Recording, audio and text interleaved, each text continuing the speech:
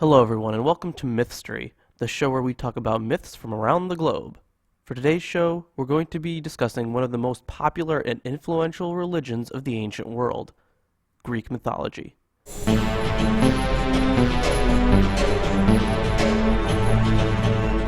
Greek mythology has been the bedrock for many great novels and movies. Its influence in the Western world is undeniably massive. The Hellenistic period was filled with many advances, and the mythology of the time is still researched to this day. There are many fascinating concepts of the Hellenistic mindset that helped shape the world we know today, but we can't understand any of that if we don't look further into their mythology.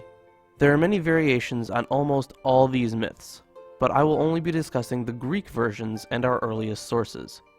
So let's begin from the beginning. Creation. In the beginning, there was pure chaos. It was just darkness and void. From this chaos arose the firstborn gods, Gaia, Mother Earth. Inside of her appeared Tartarus, the dark underworld. Next came Eros, the god of love and the fairest of all the gods. Then came Erebus and Nyx, the night, and they bore Aether and Hemera, the day. Then Gaia created for herself a spouse, equal in power, named Uranus, who became the starry heavens and covered Gaia. She gave birth to many gods, along with many creatures like forest-dwelling nymphs and cyclopes. They also bore 3 hecatoncheires, strong, 100-armed, 50-headed creatures that looked terrifying. Uranus hated these creatures from the very beginning and decided to hide them inside of Gaia. Naturally, Gaia felt stressed by this and was incredibly uncomfortable. She wanted to make Uranus pay for what he had done, so she asked her children to help her punish him. She forged a sickle of gray steel and gave it to Kronos, the only child of hers that agreed to his mother's wish. That night, Uranus laid over Gaia and Kronos took the sickle and sliced off his father's genitals. He cast the genitals into the sea, and from it sprang the goddess Aphrodite. Gaia used the drops of blood and bore even more children, like the great Erinyes and the giants. The birth of Zeus. Kronos married his sister Rhea, and she bore him children, some of the most iconic gods in Greek mythology: Hestia, Demeter, Hades, Hera, Poseidon, and Zeus. Just as soon as each of these children were born, Kronos decided to eat them because he didn't want anyone other than him to ever be king of the gods. He had learned from Gaia and Uranus that he too was fated to be destroyed by one of his children. This theme comes up many times in Greek mythology.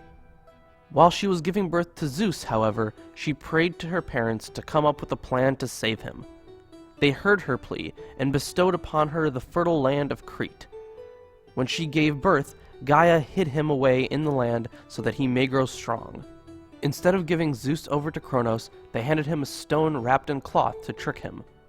As time went on, Kronos began to feel sick and began vomiting up all the children he had previously swallowed.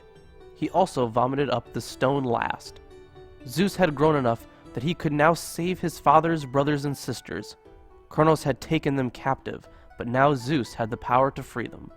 After freeing them all, he was granted lightning, thunder, and a thunderbolt. He was finally named King of the Gods. The Judgment of Paris.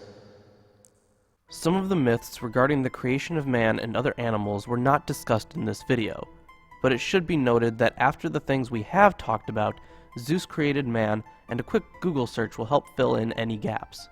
I decided to skip over some of those things and jump to a lesser-known story in Greek mythology.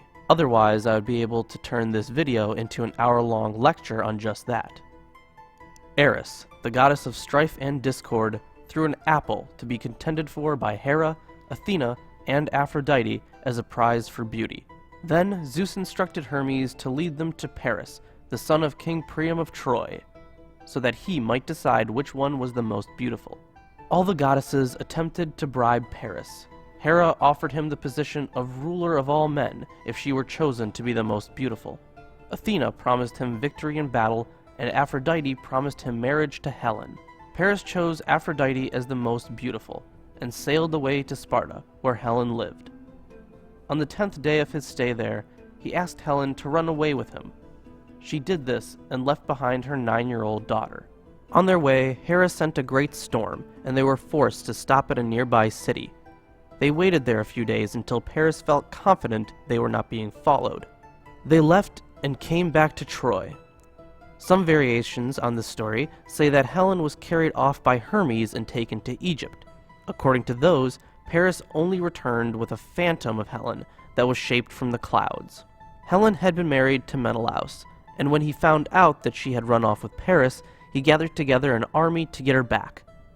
According to Greek mythology, this is how the Trojan War began. Greek mythology is fascinating and one of the most well-put-together mythologies of its time. It runs deep and was meant to explain much of the Hellenistic world its followers lived in. Thanks for watching this episode of Mythstory on Greek mythology. Make sure to like and subscribe, and tell us what mythology you want us to cover next in the comments below. And if you really love us, consider supporting us on Patreon. We'll see you next time.